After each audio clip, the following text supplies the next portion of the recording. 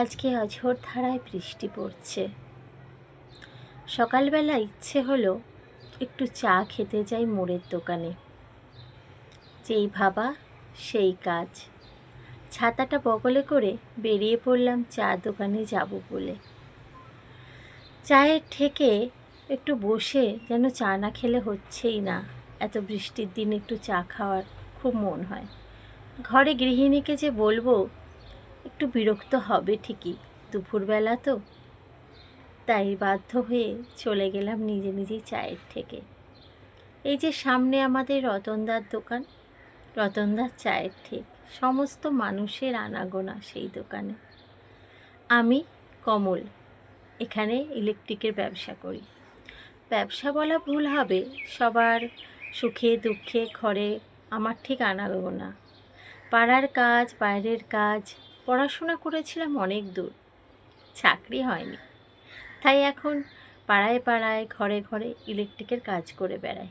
আর এই রতনদার থেকে একটু আমরা শান্তিতে গল্প করি। গল্প করছি এমন সময় হঠাৎ করে একজন বৃদ্ধ ভদ্রলোক দোকানের সামনে এসে বসলেন। চিনতে পারছো আমাকে? এই রতন, দুটো চা ঠিক দে তো। আমি বললাম, কেন মেসোমশাই? আমি তো চায়ের বিল দিয়েছি, আর আমি রতনদাকে বলেছি আমি চা নিজেই নিয়ে নেব। উনি বললেন, তুমি পাড়ায় ইলেকট্রিক সারাও না? আমি বললাম, হ্যাঁ হ্যাঁ।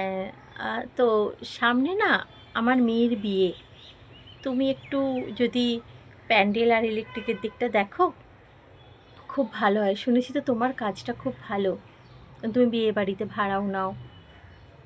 আমি বললাম, ঠিক আছে মেসোমশাই। তা মেয়ের বিয়ে কোথায় দিচ্ছ? রতনদা জিজ্ঞেস করলো। আমার মেয়ের বিয়ে? বাবা, সে বড় সড়ো চাকরিওয়ালার সাথে দিচ্ছি, সোনাওয়ালা ফোনাওয়ালা নয়। আমি হাসলাম, কিছু বললাম না। রতনদা বলল, ভালোই করেছো, সোনাওয়ালাকে আর কেউ দেয়? সোনাওয়ালারা কি মানুষ? আমি কিছু না বলে আর থাকতে পারলাম না। আমি বললাম, মেসোমশাই, হ্যাঁ সোনাওয়ালারা মানুষ নয়, ঠিকই বলেছেন। ওরা কি আর মানুষ? ওদের মনের কথা আপনারা জানেন, ওদের কষ্টের কথা আপনারা জানেন? মেসোমশাই একটু ক্ষুণ্ণ হলেন, আমাকে বললেন, তুমি খুব জানো মনে হচ্ছে, তুমি কি জানো? আমি চুপ হয়ে গেলাম। আমি বললাম, মেসোমশাই রাগ করছেন কেন? আমি সোনাওয়ালা নাই বা হতে পারি, কিন্তু আমার বন্ধু বান্ধব ঘরের বিভিন্ন লোক সোনার কাজ করে। আমি জানি তাদের কষ্টের মানে। কত ছোটোবেলায় চলে যেতে হয়। সঙ্গে সঙ্গে শুনে উনি কথা কেটে বললেন, পড়াশোনা না করলে যেতেই হবে সোনার কাছে, তাছাড়া আর কি পথ খোলা আছে? আমি বললাম, ও তাই, আপনি শুধু এটুকুই জানেন না?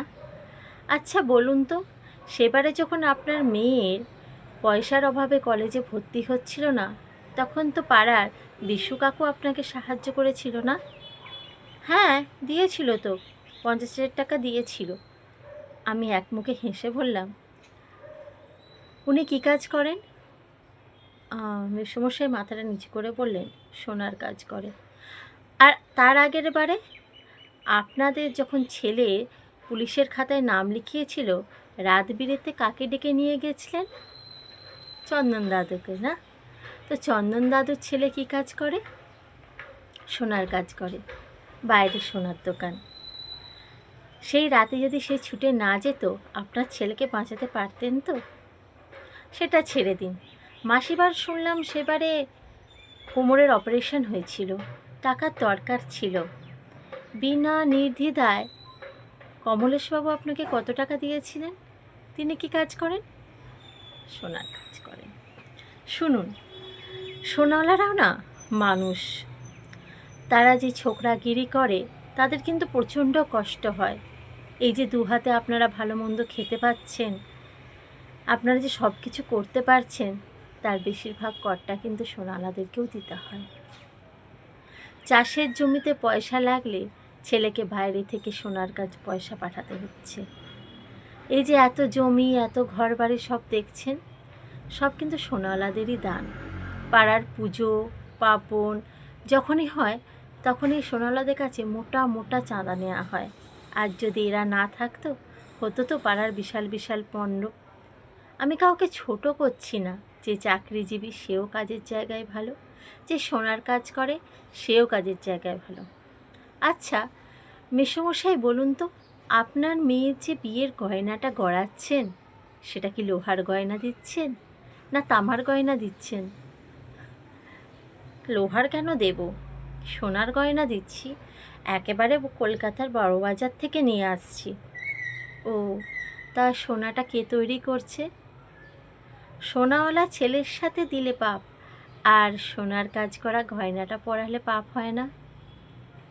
জানেন তো, ওই যে ছোট ছোট বাচ্চাগুলো যায় না, তাদের ঘরে না পড়াশুনো খাওয়া কমতে থাকে না, ঠিক নুন ভাত জুটে যায়, কিন্তু ওইটুকু বয়স থেকে তাদের বুঝিয়ে দেয়া হয় সংসার কী জিনিস। তাদেরকে বাইরে যেতে হবে, দুটো পয়সা রোজগার করলে তারা তবেই আনন্দ করতে পারবে। কী যে বলো, সোনাওয়ালারা তো মালও খায়। ও তাই? আচ্ছা, কত ভরিতে কত টন, কত গয়না ডিজাইন করতে হবে, একটুখানি সূক্ষ্মের মধ্যে কত কিছু করতে হবে, সেটা আপনারা জানেন? জানেন না। সারাদিন কাজের চাপে না ওদের জীবনে কোনো সুখ থাকে না।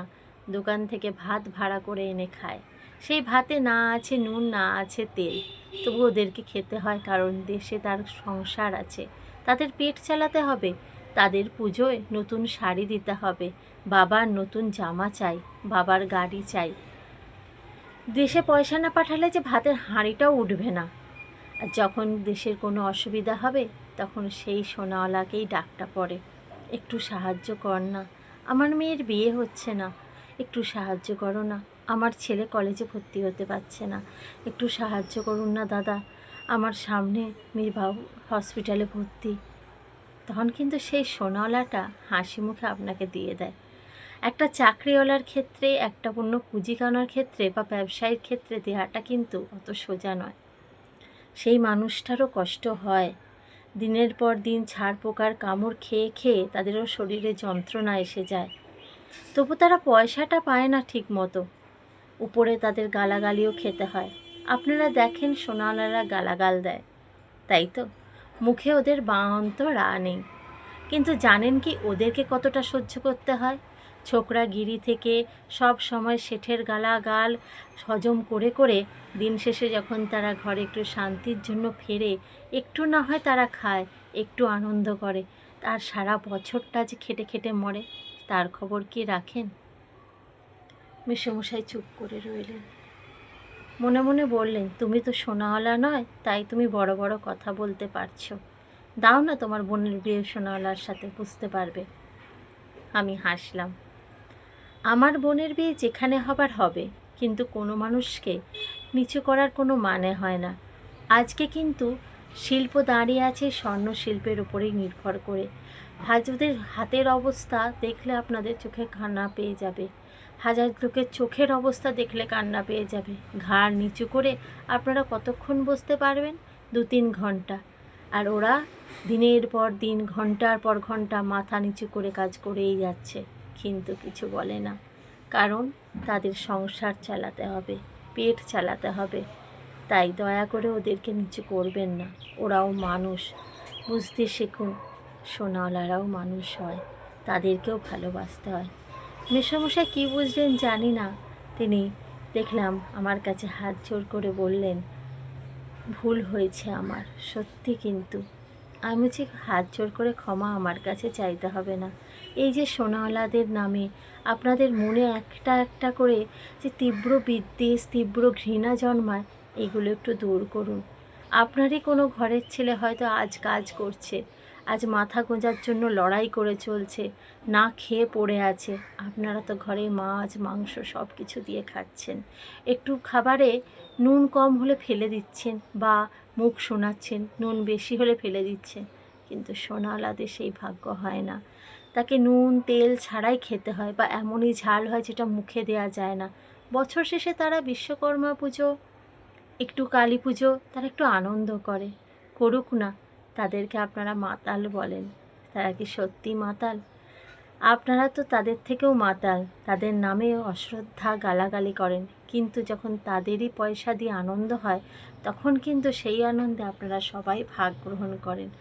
আজ যদি এই সোনালারা বেঁকে বসে, তারা যদি বলে আমরা আর দেব না, তারা যদি বলে আমরা আর কোনো সাহায্য করব না, আমরা চাই না পুজো করতে, তখন কি করবেন? ভেবে দেখার বিষয়, কিন্তু একটু ভেবে দেখবেন, তাই না? তাই তাদেরকে মানুষ ভাবতে শিখুন। আস্তে আস্তে বৃষ্টিটা কমে আসে।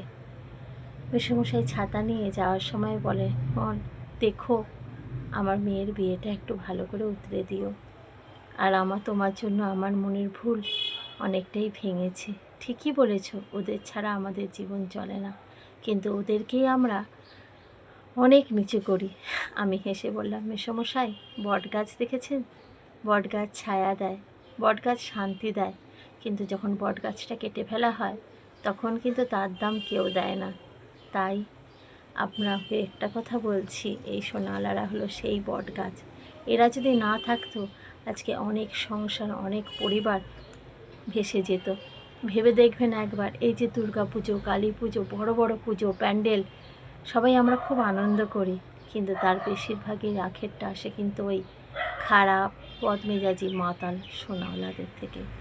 তাই ওদেরকে বলার আগে ন্যূনতম সম্মানটুকু করুন, যে যার কাজে সে তার ভালো, তাই না?